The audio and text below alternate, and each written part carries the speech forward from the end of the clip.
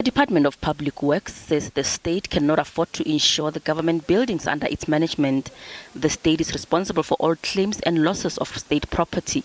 Experts say not having insurance at all becomes a problem in cases of big losses. There's a level of self-insurance that they could apply. Because they've got so many buildings, they could also get an average expectation of the losses, and they don't necessarily need to buy the full amount of insurance.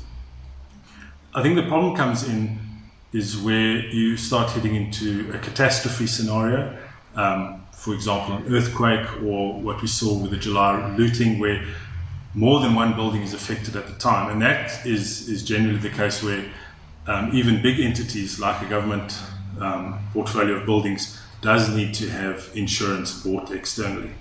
Economist Rajabedian says the lack of insurance of the National Assembly shows absolute incompetence of the executives in charge of the national assets.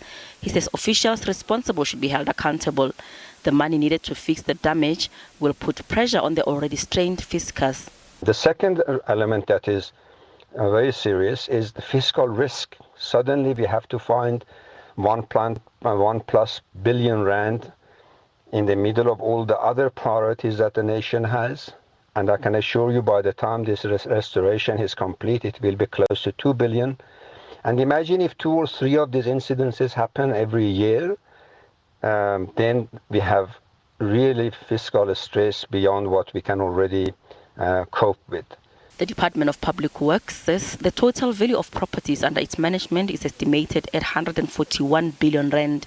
Gloria Sefako Musi, SABC News, Johannesburg.